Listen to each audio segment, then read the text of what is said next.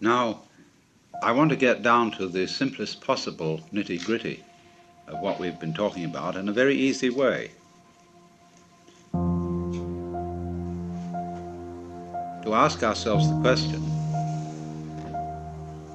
quite fundamentally, what's all the trouble about? In other words, what is your state of mind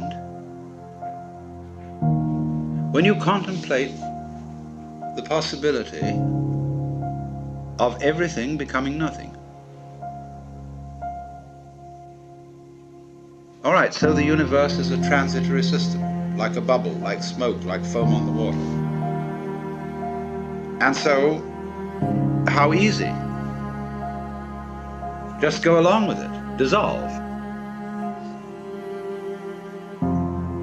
So, what's the problem? Why don't we want to give up? What do we think we're going to get by holding on and by resisting the dissolution? Now, I'm not saying at the moment that, as I'm a sort of preacher, advocating giving up. What I'm interested in for you to feel is what do you really feel like inside at the prospect of there being nothing, of this whole thing being a bubble that dissolves? You see, about death, the reality of approaching death, people are apt to feel chilly, cold, lonely, scared because it's an unknown. The most frightening thing about death is there might be something beyond it, and you don't know what it is. You remember, facing the world as a child, or at any time, the world is full of threats, mostly from other people.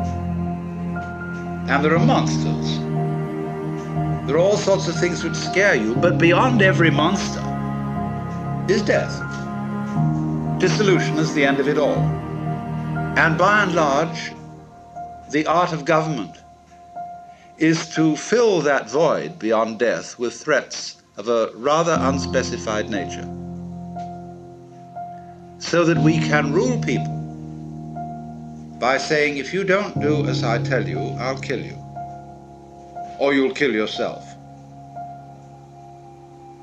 And so long as we can be scared of that, and so long as we can be made to think of death as a bad thing, we can be ruled. And that is why no government likes mystics. Because if we define the mystic as the person who is no longer scared of death, because the mystic is, in the simplest possible language, the person who understands that you have to have nothing to have something. So, you can't fundamentally scare the mystic with death. Because, say, well, what end can it all come to? What's all the trouble about? The most it can come to is nothing. I mean, there may be some troubles on the way of resisting this, basically resisting it. I mean, as you might say, the very cells in your body resist their dissolution. And so, in this resistance, there's an experience called pain, which we've been discussing. But beyond pain is annihilation. Or so it seems, anyway.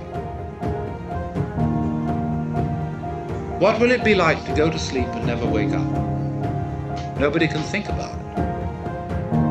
But what is that state when you're teased out of thought? See, get with it. Going to sleep and never waking up. This is not, as you would fantasize it, a state of being in the dark forever. It is not like being buried alive, because then there's an experience of darkness. Now, I remember a little while ago having at one of my seminars a girl who was born blind. And I had the most interesting discussion with her, because she doesn't know what darkness is. The word is absolutely meaningless to her, because she's never seen light. Now, so, when you really think about nothingness, it becomes like what I've often referred to, is how your head looks to your eyes. And behind the eyes you don't see darkness, do you, right now? You're not aware of a contrast of light here and black there. Behind the visual field, this way, you can't see darkness. There is simply nothing conceivable at all. Neither darkness nor light. See? All right, so, might one venture to say almost that that area of blankness we call death is what lies behind the eyes. In other words, it is what we can't think about that's what's watching. In other words, the farthest we can go in thinking about nothing, you see, we get to the root of the matter. Let me put this in another way. The world is form. Now, you cannot look for the origin of form in form,